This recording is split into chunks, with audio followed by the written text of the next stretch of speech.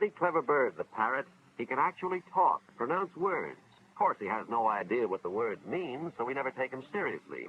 Unfortunately, that's not true with gossips. They use words just as carelessly as the parrot, but sometimes we take them seriously, and often innocent persons are harmed. You see, gossips don't stop to think that words are dangerous. They influence our national life, and in war, they are powerful weapons. Gossips toss words around as carelessly as parrots, with no more sense of the harm they can do. Did I hear somebody say gossiping is monopolized by women? Far from it. Anyone who uses words carelessly, especially to talk behind someone's back, is a gossip. Let me tell you a little story about a gossip. This is Marion High, my school. I'm the principal, George Eastmore. There were some people in my office this particular morning, Mr. and Mrs. Gage and their daughter, Jean. They told me Jean would have to leave school. Why? Because of the malicious gossip about her. I was shocked, and I asked for details to see if we could do something about it. We began talking, even though Jean thought it was already too late. Mr. and Mrs. Gage had opened a grocery store at the start of the term, and Jean helped out after school.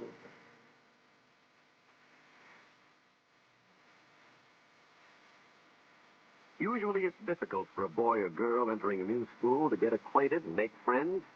But in Jean's case, it was easy. She's a very good artist. Her first drawing won a school award, and the prize-winning picture was posted on the bulletin board. That seemed to open the doors for her. All the girls were interested and anxious to meet her. The first friend she made was Janice Nelson. Of course, Marion High is coeducational, and the other half of our student body is always interested in a pretty, popular new girl. So while Jean's new friend Janice Nelson was introducing her to some of the other girls, Jack Monroe and Bill Ellis, our two ranking Casanovas, were making a little bet as to which would make the first date with her.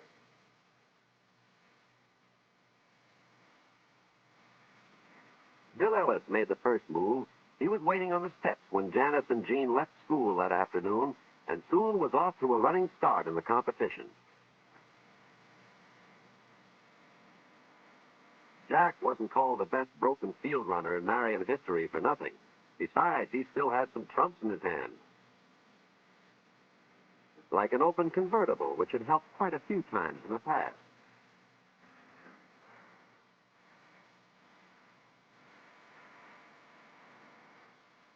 Bill didn't know it yet, but he was about to be outmaneuvered by an old trick, the fake flat tire. Jack was well in the lead now. He drove 12 blocks out of his way to drop Janice off first.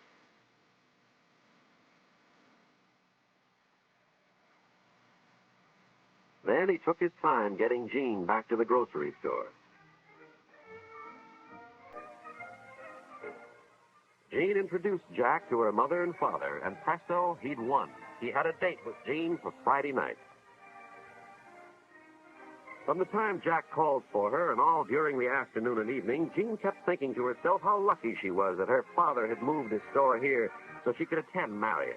She was a brand new student, and already she'd won the art contest, made a whole circle of friends, had been asked to pledge the girls' club, and now here she was out with the most popular boy in school.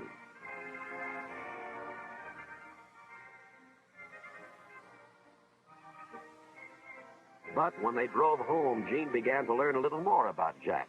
His popularity had gone to his head. He was completely sure of himself, confident that none of the girls could resist him.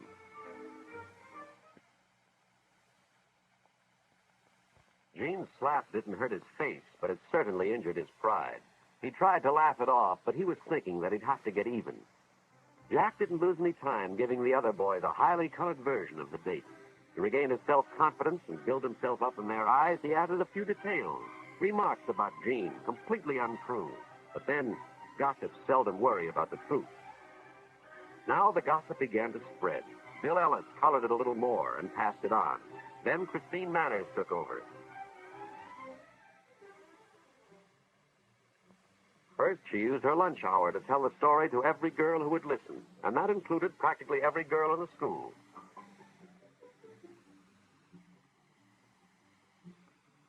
When she got home, she took over the telephone to call all those she'd missed. Yes, gossip spreads like wildfire, especially with the help of girls like Christine. And by the end of the day, the harm was done. Jean's reputation was ruined. The next morning, Christine still wasn't through. She'd been jealous of the new girl's popularity and talent from the start. Now was her chance.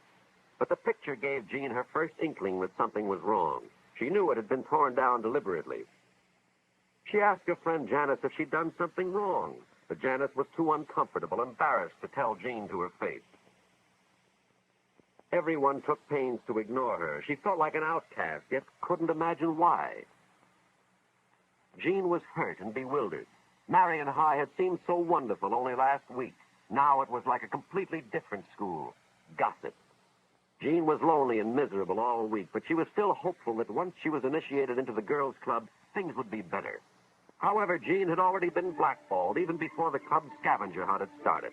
But instead of telling her, the club president had made Jean's assignments far more difficult than the other girls, hoping Jean would fail, thus disqualifying herself.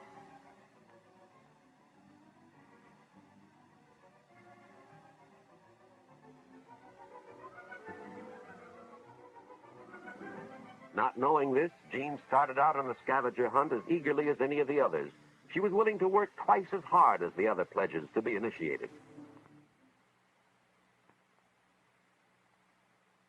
The rest of the pledges had finished their assignments and had been notified of their acceptance before Jean returned. Now the girls were really embarrassed. Jean came back with every one of her assignments completed. What could she do next? Nothing, Christine told her. She'd been blackballed. She wasn't wanted. Jean couldn't understand. She'd done her assignments as well as any of them. Why had she been rejected? Christine said Jean knew very well why, because they didn't want her kind of girl in their club. Jean still didn't understand. Janice finally had to explain that they all knew about her, about Jack's story. Jean was stunned.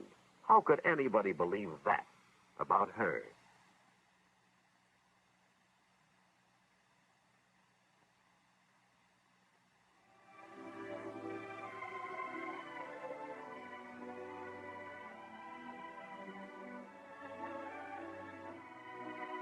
When Mr. and Mrs. Gage came home, Jean told them what had happened, that she hadn't been accepted by the club because of the gossip about her.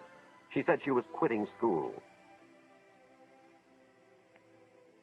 So that's the story she told me. That's why the Gages came to see me. They agreed with Jean. It would be better if she left school. But I asked them to wait. Give me a chance to do what I could. Gossip is difficult to fight. You have to go right to the source and stamp it out.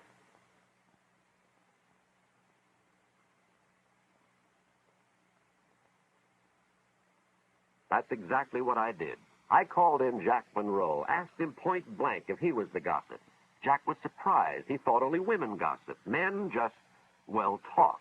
He admitted he'd started the talk, but he never realized the harm it would do. When I had finished explaining what his loose talk had done to Jean, Jack asked me what he could do, and I told him a way, the only way. He thought it over. It wasn't going to be easy. It would be embarrassing, and we both knew it. But he finally agreed.